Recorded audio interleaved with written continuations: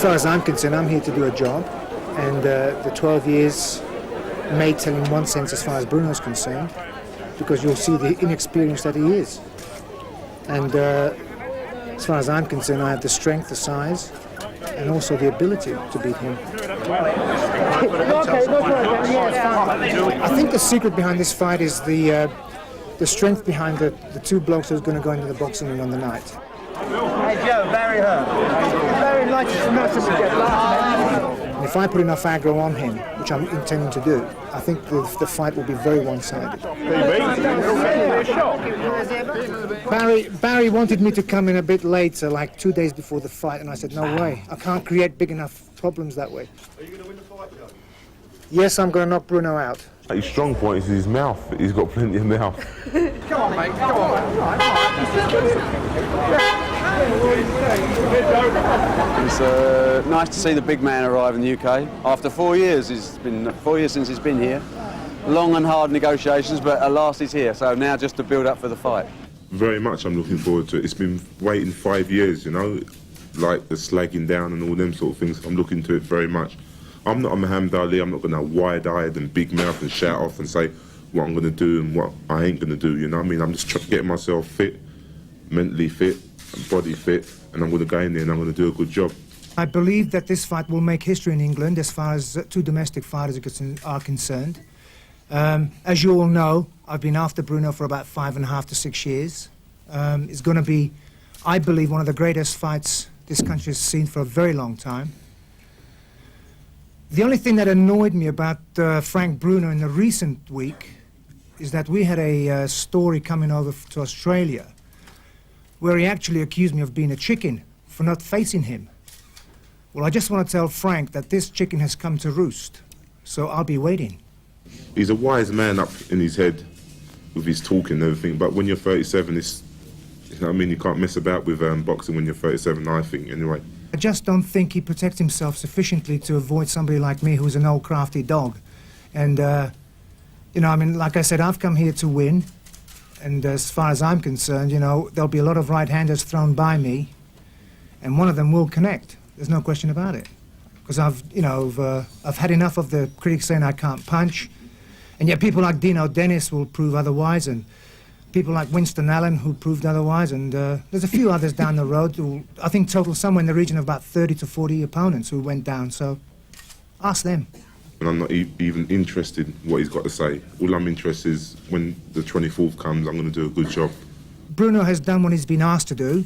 Unfortunately, he may not have come up to the expectations of the critics and the fans. I went through that several years ago and still am, most probably.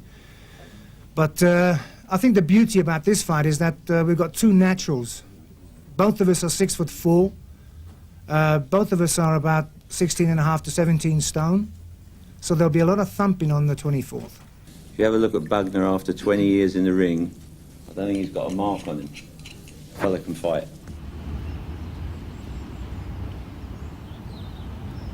When did it all start, boxing, for you? 1966, 21 years ago. I had one season as an amateur, and then I turned professional at 17, which made me the youngest heavyweight to turn pro. And in fact, it'll be 20 years, I believe, on the 24th of October that I've been professional, so it's a long time. Looking forward to the fight, what are your thoughts at this point? Well, I've been after Bruno now for nearly 6 years, so it's a fight that's been brewing inside me for a long time. I've had some very successful wins under my belt since thinking of Bruno, so the fight will be not an easy one, but it'll be one that I've been dreaming of and hoping for a long time, so it'll make it that much more exciting and that much more determination on my part, because, you know, I've been taking a lot of flack from the British press and I've had enough of it. Well, before we talk about that, why has this fight been so important to you? Well, you know, because unfortunately for something like 15, 16 years, I've been living the life of hell as far as the British press were concerned. And, you know, every time I performed well, in my opinion, they said I was not performing well. Obviously, you can't sort of please everybody all the time, but in their eyes, I could never please them at all. So I just got sick and tired of it. And when this young man came along, Bruno, who they praised as one of the greatest fighters Britain's ever had, I just got my back up, you know. I said, that's it. Why do you think the press have been gunning for you? Well, I think the reason for that has been mainly because of maybe that I've been very outspoken about the previous heavyweights of this country. And, you know, in this country, if you happen to be a winner, they don't like you. They like to have good losers in this country, and it's very sad because, you know, you've got some great athletes in this country, and they just seem to knock them as soon as they make the grade. I mean, you know, there's Daley Thompson, who I think is one of the greatest all-round athletes this country's ever produced. He got a hell of a thrashing by the press, and of course there's Ian Botham, another great cricketer that just can't seem to do anything right because, you know, the scum of the press will always knock him, and I happen to be in that category, and there's a few others, you know, Faldo, you know, the golfer and so on, so we're just one of the bad bunch. Have you been doing any special training at all? Well, I've been working very, very hard. I've been doing a lot of pad work, which builds your stamina up, a lot of running. And since we've been here, which has been nearly 3 weeks, we've averaged nearly 50 rounds of sparring. So I've been very, very well prepared for this one. And you've lost some weight as well, haven't you? Well, even at 37, you can lose weight. but not too much to make myself ill or take some strength away. So I've been very careful. Now, in the past, you've actually been described as quite a cool customer in the ring, and even been described as boring, perhaps, boring boxing. Are you going to be very aggressive on Saturday, or are you going to be that cool customer? A lot depends on the situation, I mean, how it arises. I mean, as far as the boxing side goes, I mean, again, the boring side obviously has been, you've been reading some of the clippings. So some of my fellow journalist friends, you know, out there who've been always the, you know, the big mouths anyway, I don't really want to harp on about. No, the fight's going to be dominated by me, I'm pretty sure of it. Bruno's got one way of fighting, and that's left, right, you know. I mean, you know, if he was in the army, he'd do very well. But as far as I'm concerned, you know, at 37, I've got everything to gain and nothing to lose. Are you worried about the age thing at all? Do you think it's going to feature? None whatsoever, no. I mean, I fought 3 world-rated guys in the last year. I'll repeat the names, just in case somebody out there has forgotten. Tillis, Bay, and Greg Page, former world heavyweight champion. And you know, at 37, it didn't hurt me at all to go the full distance with him, and I'm glad I did, because it's prepared me just that much more better for the Bruno fight. What about all the hype that's accompanying it? Well, believe me, without Joe Bugner, there'd not be 30,000 people coming to the fight. I don't think Bruno can fill a stadium of the size of the Albert Hall, and it doesn't matter who he fought. So I think without Joe Bugner, it'd be a very limited amount of people there. You said that you'll be able to finish the business within 10 rounds. 8 rounds. 8 rounds? Don't put 2 extra rounds on it. It's going to be 8 rounds. How do you think it is going to end? I don't think it'll go the distance. I feel very confident about that. One of us will not make it to the 12th round. Now, in the last few days running up to the fight, what training in particular are you going to be doing? Well, what I'm hoping to do is just to sort of taper down now, because it's very important that the last 3 days are going to be just sort of going over a few moves and just sort of just limber up, really. There's no more serious work. The sparring's been over for 2 days now, so you just really just get some strength back into the old body.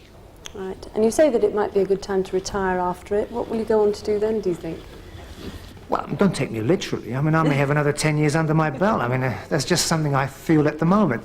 I mean, if the Tyson people don't come up with a world title fight, then I will seriously consider retiring. But, you know, they haven't really definitely said no yet.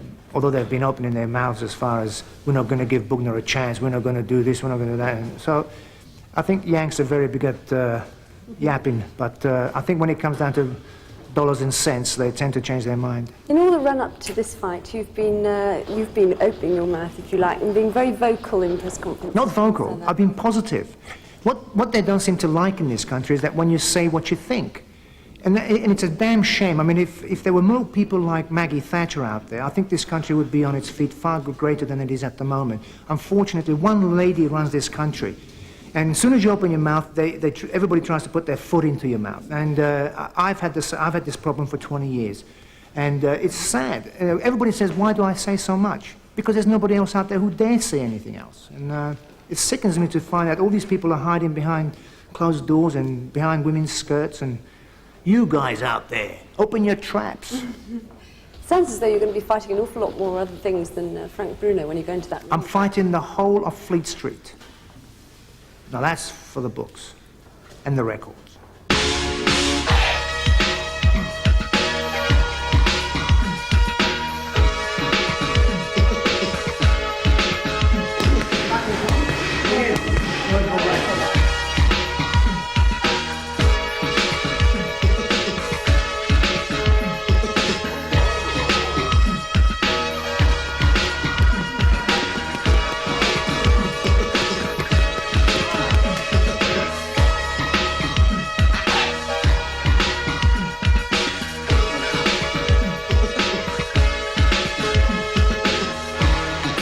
first time I put on a pair of boxing gloves was when I was 8, when my dad bought me a pair of boxing gloves because I wanted to start boxing. Yeah.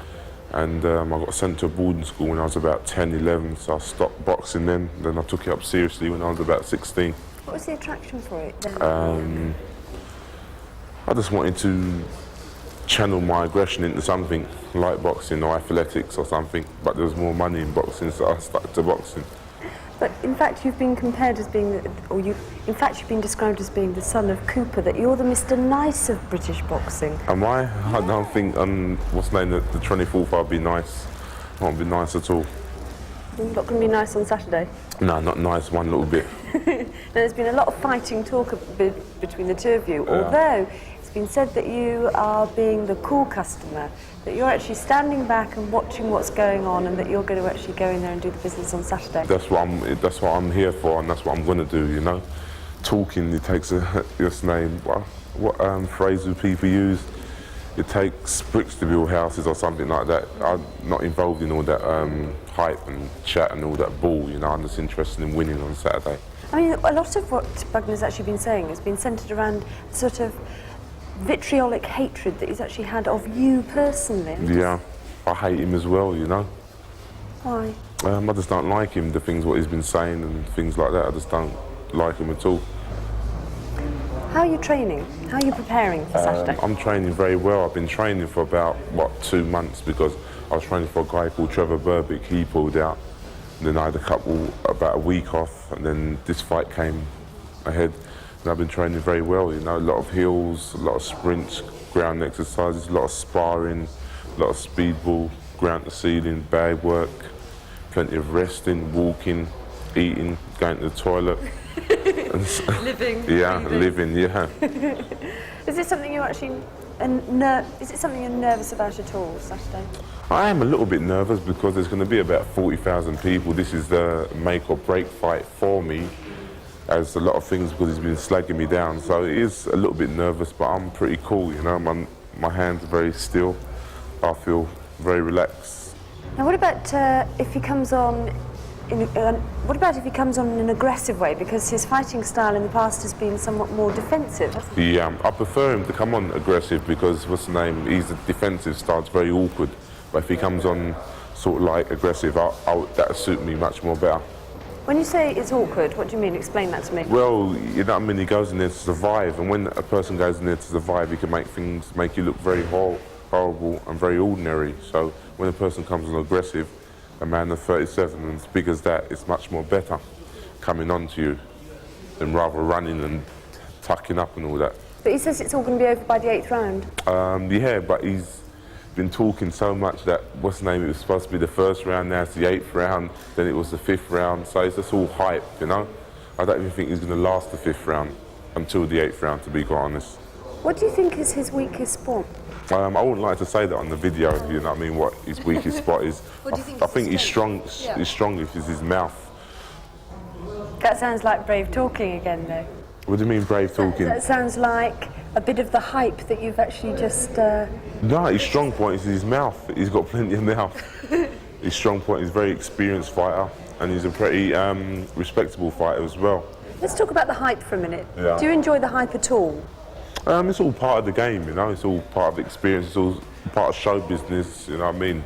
I don't really get involved in the hype because that ain't my sort of style, to get involved in slagging people down and running people down. But, you know what I mean, if it sells tickets, puts people's backsides on the seats, you get involved in the hype, you know. If you win on Saturday... No, not if, it's when I win. When you I've win. got to win, yeah. You've got to win. Yeah. So, when you've won on Saturday, what happens then for you? I'm not too sure. I'm going to take a couple of weeks off and see what happens from now. If you lose? I don't think about losing, so I wouldn't really answer that question. And for the next couple of days now, or the next few hours, really, we're getting into hours now in the run-up to Saturday, what are you going to be doing?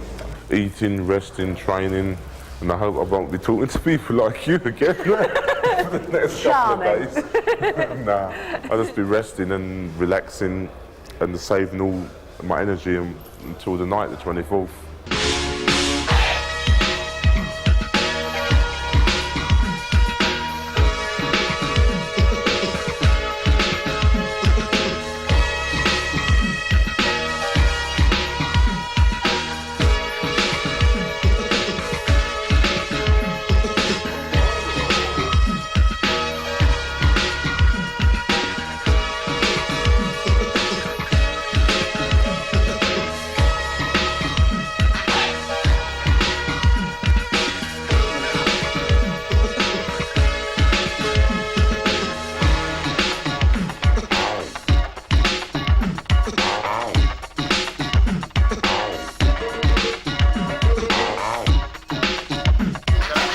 Now, nice and serious, lads, please. Up to me. And to this one, just down here. Joe, working your way round, fellas. Keep working your way round.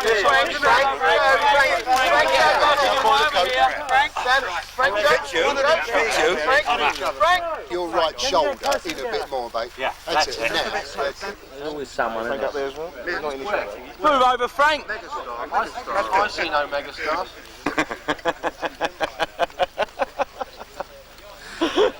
Well, they've got Frank's coat on, you know, keep me warm. Oh, look what they've got, powder. Is it 8 rounds, Joe? Because I want to book a restaurant afterwards. Sorry, Terry? 8, is it? Excuse me for 1 second. No, it's just we've got a surprise. Is it 8? Because I want to book a restaurant afterwards. I want to know what time. Yeah, 8 is a good time. 8's fine. Because I've got a movie to go to later on. We've got an interesting point which I'll cover now. There's a dispute over the corners. Both boxers want to fight from the blue corner. We can't resolve the issue. It's one of those things, so the way out of it is that there's going to be a toss-up for corners, which in fact will take place here on Sunday, the 18th, at 2:20 on the field before the Arsenal-Tottenham match.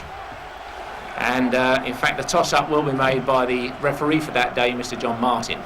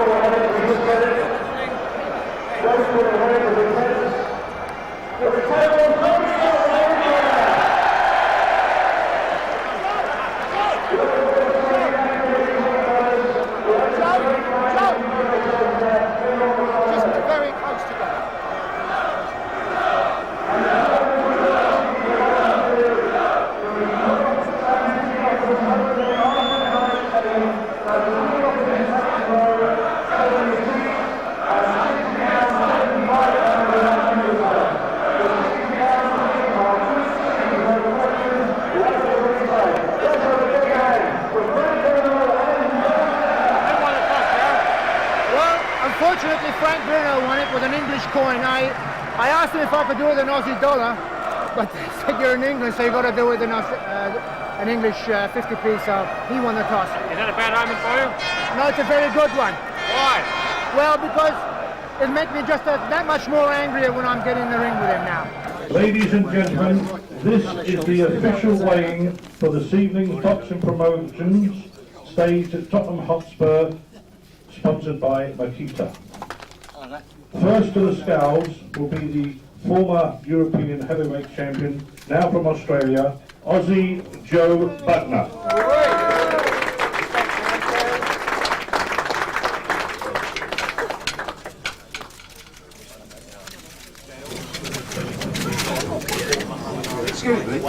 'Joe, just over here, mate. Yeah, excuse me. Let me go, Joe. Sorry.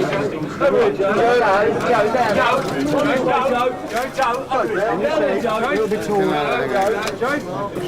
18 stone, 4.5 pounds. Joe Bugner, 18 stone, 4.5 pounds. Next to the scales from Great Britain, the former European heavyweight champion, Frank Bruno. 16.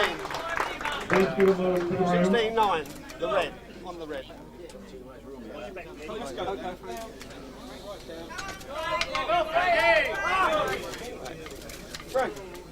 16 stone, 6 pounds. Frank Bruno, 16 stone, 6 pounds.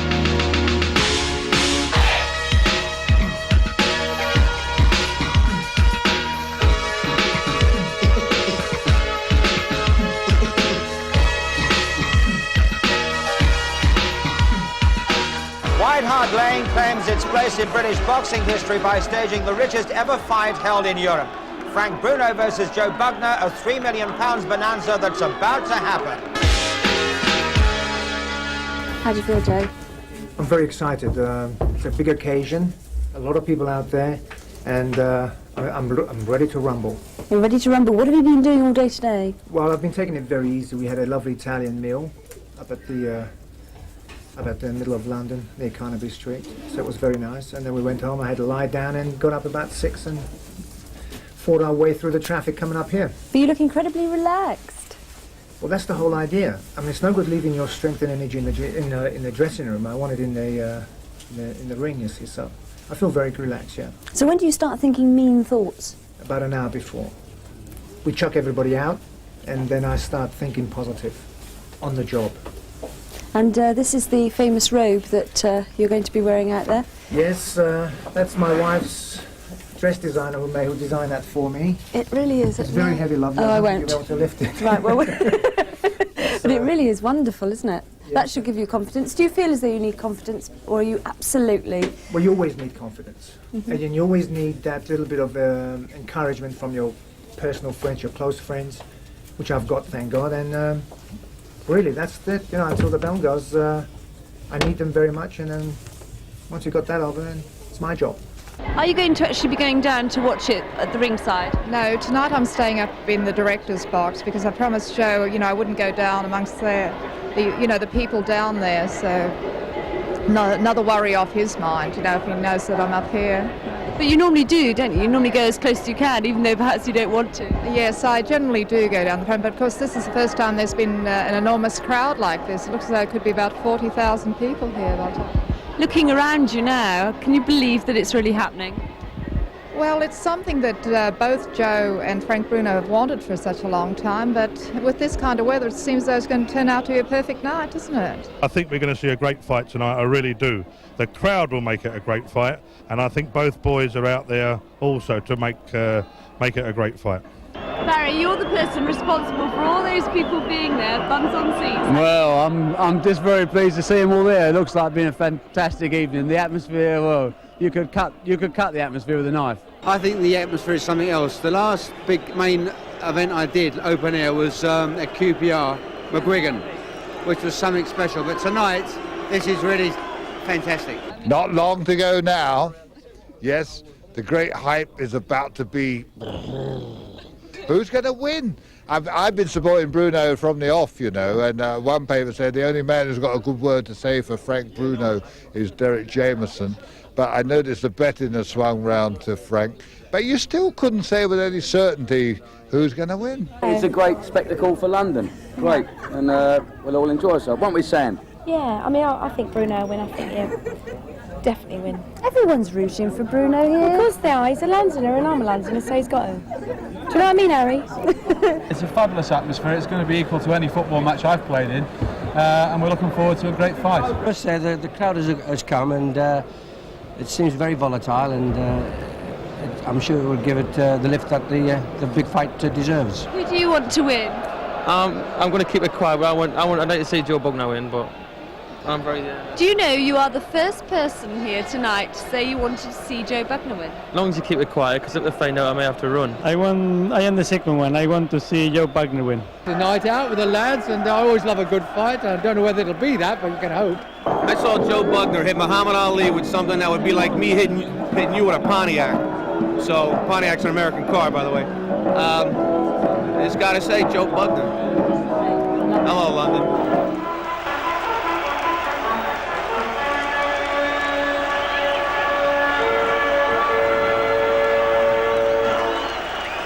So very much the hero of the night, Frank Bruno, with the crowd anyway, wearing his pink caps in the stands. And that heralds him in as the original Jack Solomon's fanfare, right back to the 1940s when they had Bruce Woodcock and Jack London and Freddie Mills and Len Harvey. But they boxed in the afternoon here on the Tottenham Hotspur football ground. And so saw those fights, and if they live up to those, we'll be quite satisfied. There was a minor one once between Terry Venables and Fred Callaghan, but that was on the pitch. So there you are, very much the betting favourite. Official bookmakers in the stands now have gone 3-1 on Bruno, 5-2 against Bugner. And there he is now trying to upstage, well, I would think the wrestling world. But he wore this when he fought Greg Page in his last fight, Bugner. scheduled then for 12 rounds. And the Australian flag, obviously, now that he's an Australian citizen. A Hungarian-born Bugner, who came all the way from Joged to St Ives, America, and now Australia. We are standing for the national anthem. So it's a very cold night indeed, down to 42 degrees as we await the anthem.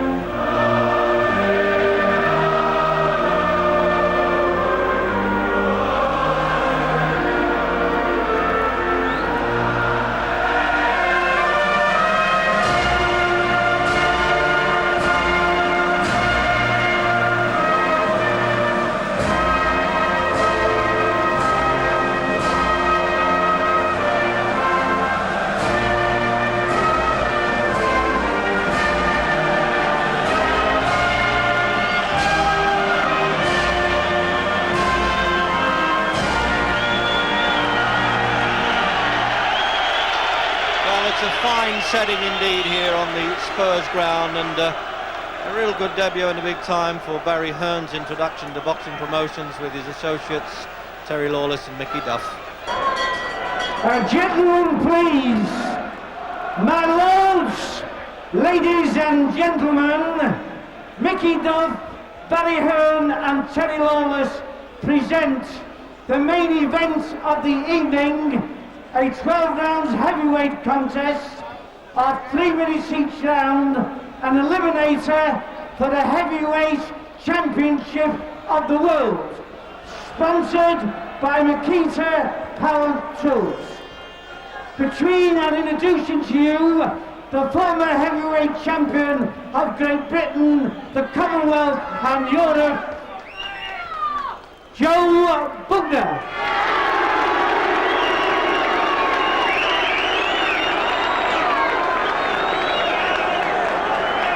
And in this corner, the former heavyweight champion of Europe, Bruno.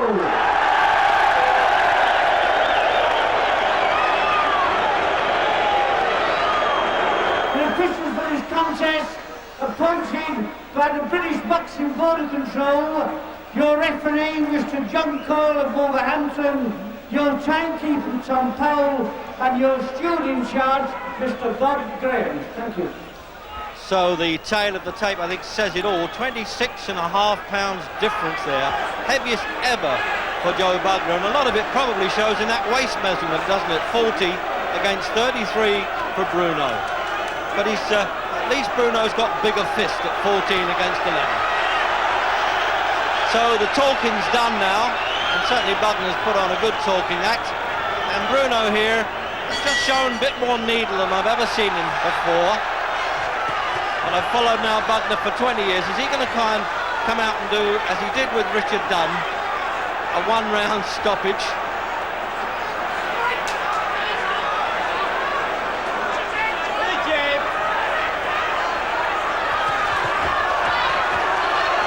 Well, the old pacifist Bugner's not there anymore. They've They've G'd him up and he's coming in with his head a bit dangerously too, Jim, isn't He's he? very dangerous with his head. I think Bugner's plan here, Reg, is to try to intimidate Bruno.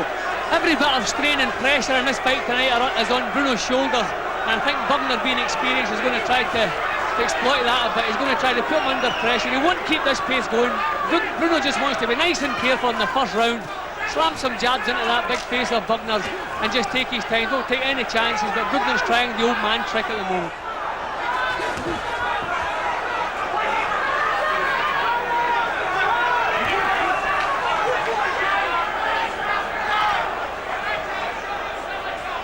Well, kidology can go a long way in boxing, but in the end you've still got to take the whack on the chin. But all the criticisms aimed at Bugner over there, that's the one thing he's always had, is a stout chin.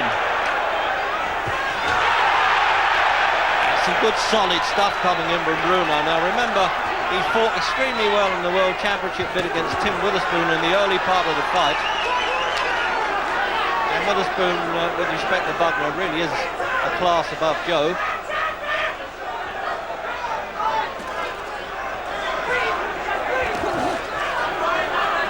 Bugner, of course, known for that gift of the left jab, but Bruno actually hits very powerfully with the pole of a left-hand punch. And I checked that with his opponents. They said it really does shatter you with the first few left-hand jabs he catches you with.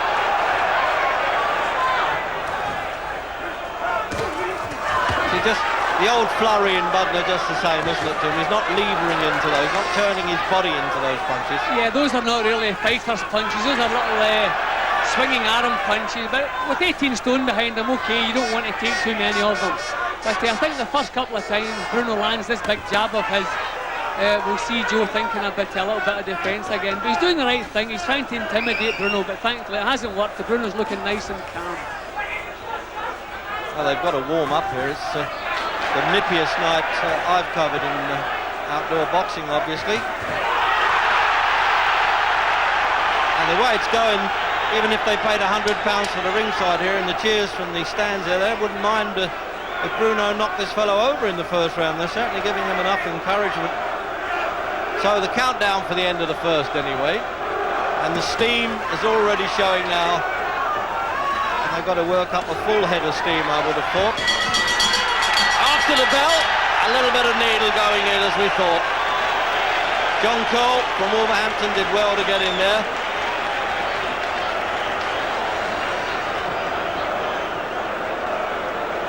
There's the crowded corner of the Lawless camp, garbed in the black that we're used to, with Lawless in the middle, George Francis on the outside and Frank Black, the old firm. They've worked with Bruno more or less from the start, although Francis came in a bit later. So Jim, this was the start of the fight, looking in replay now. Now he rushes in with the head. Bugner came out to try and intimidate. Look at the head now, here now. Thankfully he didn't keep on doing that as the round went on, but he tried to intimidate Bruno. It didn't work. I think the most significant thing in the first round was that Bugner's jabs were falling short and Bruno's wearing. Gets a little bit tight before fights Bruno, but he says he hasn't done too much for this one. He's felt great. Second round then. Now we don't want to see Bugner, as I say, so big. He says, don't worry too much about the weight. I'm a big lad, and at 37, he doesn't want to dry out too much to try and prove anything. He weighed 17 stone 10 for his last fight with Page, so he's added quite a bit there, really.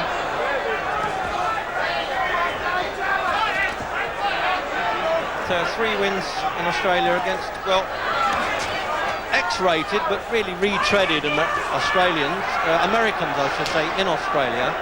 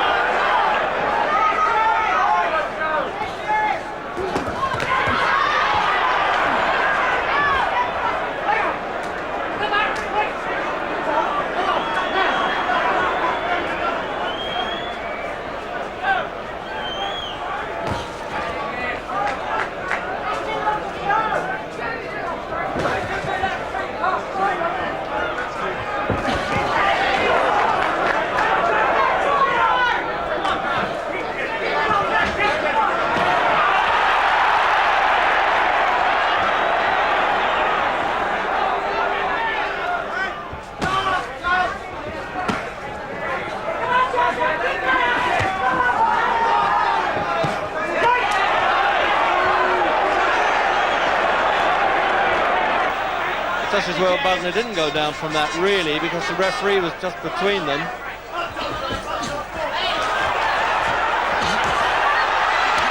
He's opening up well now, Bruno, right above our commentary position. We can hear those and almost feel them sinking in, Jimmy. Well, Joe is not allowing the fight to go his way. Frank is dictating the action at the moment and really looking good.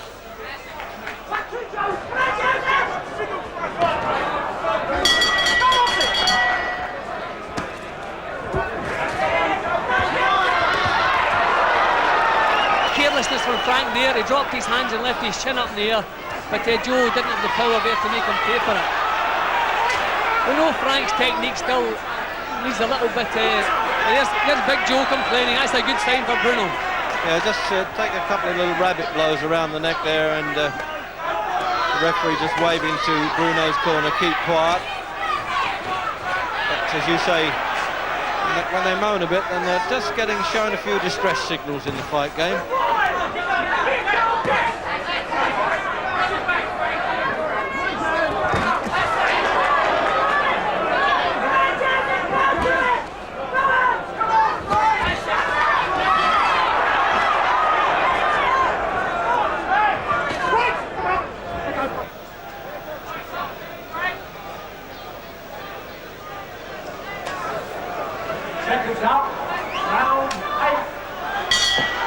The 8th round then of a scheduled 12, with no championship at stake and really no official eliminator tag, but it's always been my contention that every contest is an eliminator because the loser's eliminated.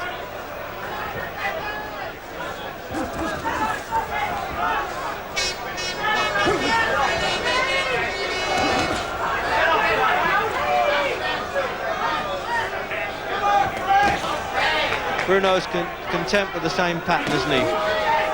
I think it's been drummed into Big Frank tonight that Bugner is a great survivor, and he must pace himself because he must have plenty left in the last third of the contest, because everything Frank has done tonight has been carefully controlled, it's been thought out. He hasn't done anything wild. When he's been put under any pressure, he's used a little bit of safety first, just grabbed the hold, and it's been a good performance all the way around, well thought out. The only time Frank Bruno has been the distance is a 10-rounder against the American Phil Brown. And that's in a winning fight, of course.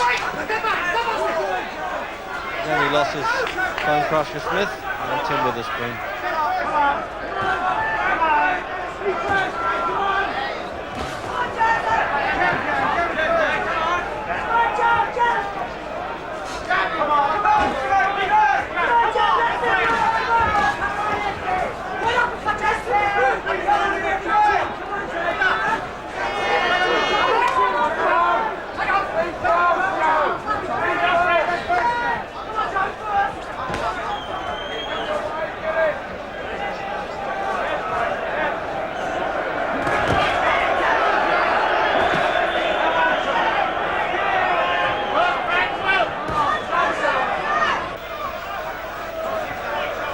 He certainly hasn't come to take the money and run, that's for sure. He's shipped a bit of punishment along the way there.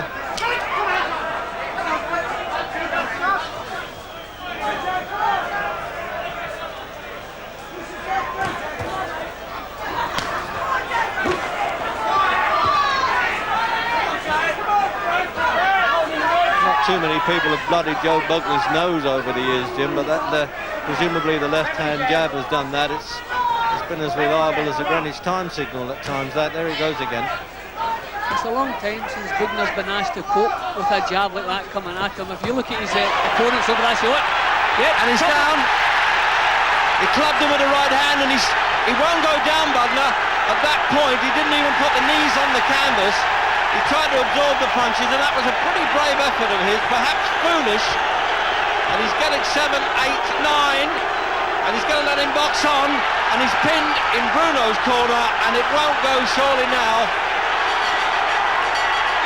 The towel has come in from the Australian's corner, and Bugner doesn't know why at that point, and at least he's had the professional's pride, Jim, of staying on his feet. That I hand it to him.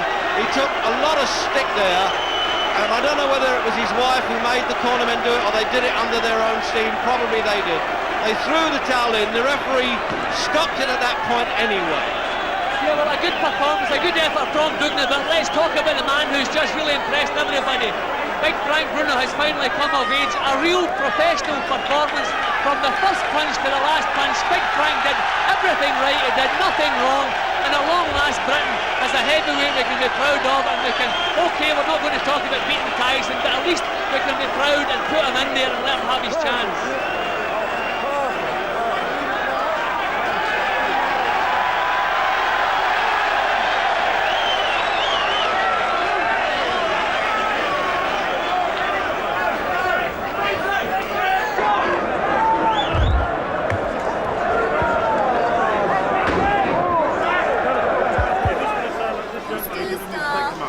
Thank you, darling. Alright. Well, you know, obviously I'm a little bit disappointed, but I must give credit to Frank. He did a wonderful job. He finished the job off professionally, and no tears lost. You know, I mean, he did a good job. That's it. You did what you were Well, I tried to do what I wanted to do, but it didn't come off. But credit goes to him. He did a good job. Thank you, love. Thank you very much.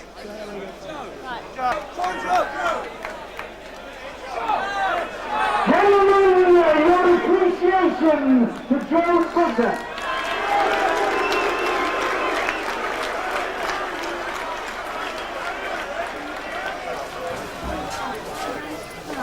How are you? I'm fine. You're right. Fine, yes. How did you feel watching it? Well, I always hate watching it, but I have 100% confidence in our cornermen, and so he's not hurt because they'd promised me if anything happened like that, they'd throw in the towel, which is fabulous. And how is Joe now? He's fine. He's got a little tiny mark on his nose, and he'll probably end up with a black eye, something, but he's fine. And being a good wife, how are you going to sort of lick the wounds and make him feel a bit better about losing? Well, yes, he's fine. He's very proud of what he did, and the fact is, Frank Bruno was much better, and it was a very good fight. I'm glad it's over. Do you because regret now, starting it? No, it didn't have anything to do with but me. do you regret it happening? No, because now he will retire satisfied. Hello there. How do you feel now? I feel beautiful, on top of the world, you know, on top of the world, to be quite honest. I'm not a man of giving much verbal. I just want to go in there and do the business, and I've done the business. I just thank God. Yeah. Was there any point when you felt worried? Not really. I just wanted to pace myself because I knew that he's waiting for me to time myself outside to pace himself. You know. When they stopped the fight, when they chucked in the towel. Well, there you are. It's all over, Barry. Well, yeah, it's what an exciting finish as well. Fantastic night, what can you say? It's a sense of anticlimax in some way, really, because after all the build-up and everything, it's strange to feel that it's all over and the argument's been settled, you know. What did you feel during it?